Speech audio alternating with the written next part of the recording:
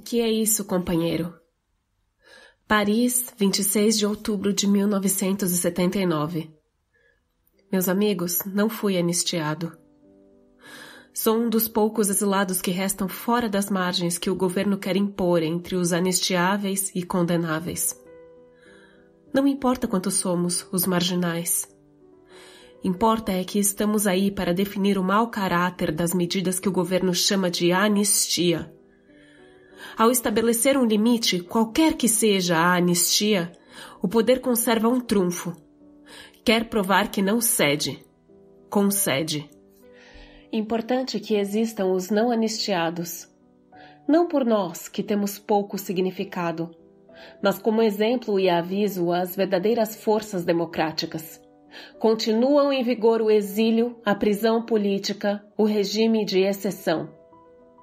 Não é uma burra intransigência que afeta algumas pessoas, mas a tentativa de impor as regras de uma democracia parcial. Não se engana ninguém, a não ser a quem o engano recompensa.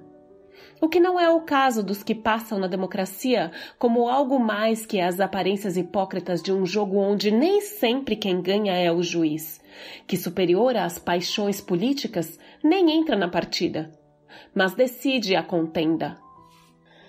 É parte do plano o fato de sermos muito poucos os bodes expiatórios. Ninguém vai fazer no caso de meia dúzia um Deus nos acuda. Pelo menos assim raciocinam os tecnocratas da ditadura com sua bem conhecida maneira de transformar política em aritmética. Porém, não se trata de contagem. Está em questão a democracia, que não é só um pouco a mais ou um pouco a menos de ditadura.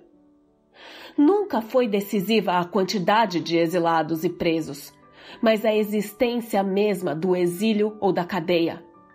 A anistia não é só um problema pessoal de alguns renitentes. Coloca um problema político de todos os brasileiros. Nunca se pediu perdão para alguns. Exigimos a liberdade para todos. Por isso mesmo não escrevo como um dos injustiçados, mas como um qualquer cidadão que continuo sendo, apesar da arbitrariedade que faz com que o consulado de Paris me recuse o passaporte. Ou seja, me recuse o direito à cidadania. Abuso característico de um regime policialesco, onde o desrespeito aos direitos elementares é a forma de fazer e executar a lei. Ou o seu infrator, no caso extremo.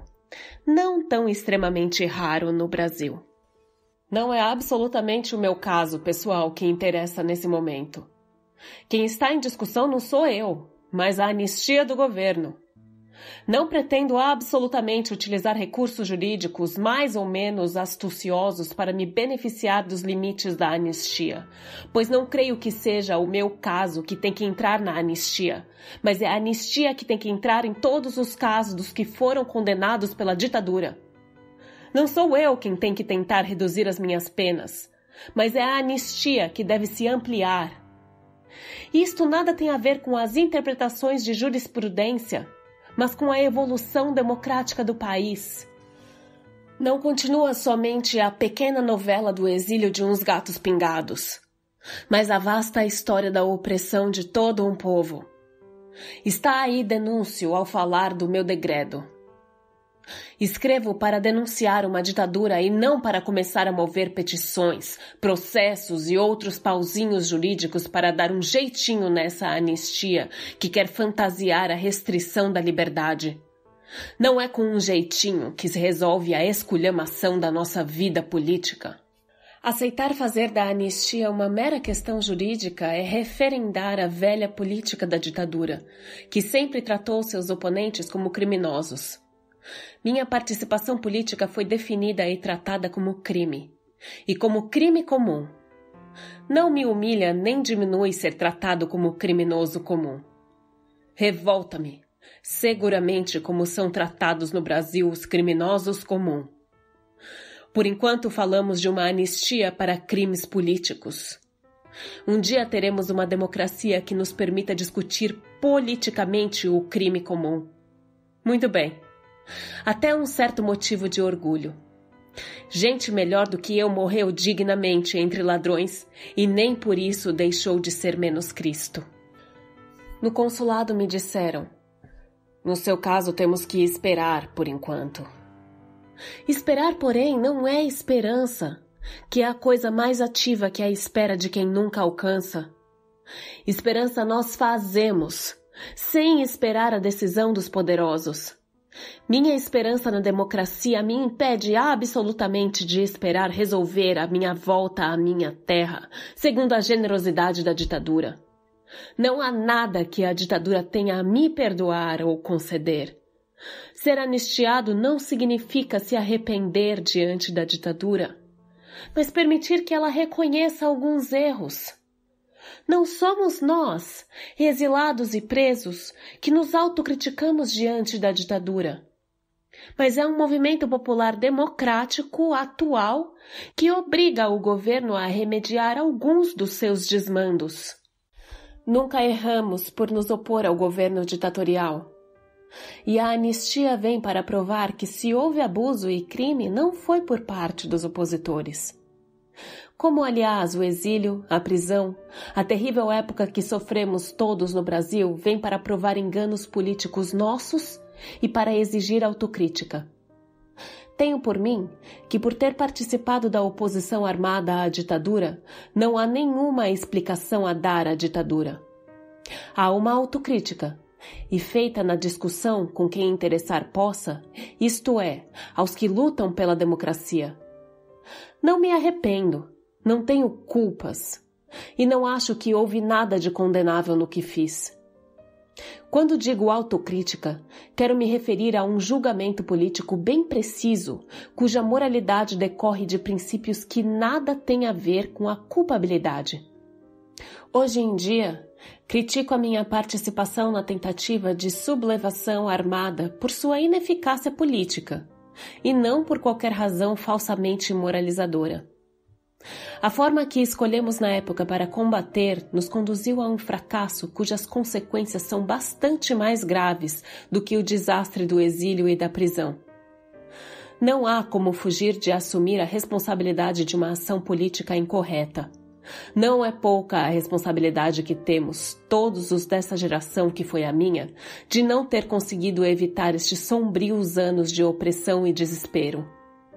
Se esse fracasso nos marca e acompanha, nem por isso nos destrói ou aniquila a memória, patrimônio que não se pode perder.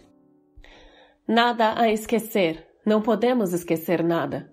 Pelo contrário, é preciso saber muito mais.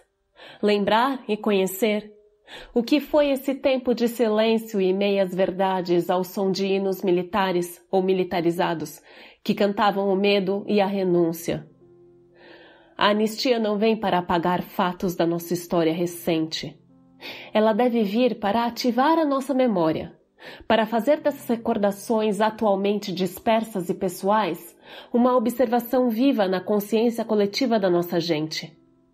A anistia não deve vir como o último ato de um erro político, mas o primeiro momento de uma renovação, onde a autocrítica não seja apenas uma declaração de intenções, mas a comemoração de avanços da democracia. Lembrar quer dizer renovar. A ditadura bem gostaria de fazer esquecer tudo, nenhuma conta a prestar. Acontece que esquecer o passado aqui quer dizer esconder o presente.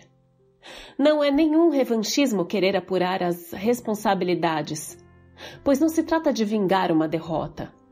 O que se quer é consolidar uma vitória. O exílio me ensinou algumas coisas, inclusive a saudade, que não é fictício o desejo de reviver fantasmas, mas uma certa nostalgia de um futuro que não foi, embora desejado. Não quero voltar em busca de ilusões perdidas, mas gostaria de ir para minha terra encontrar algumas esperanças. Acho que de tudo o que eu disse, fica claro quem são os amigos para quem eu escrevo essa carta. Vamos nos rever em breve, pessoal, já que nunca nos desencontramos. Por aqui faz muito frio, mas tenho a vantagem de saber que estou aí com vocês, no mesmo barco, para o mesmo porto. O que é como um batuque, um privilégio. Até breve. Herbert Daniel de Carvalho.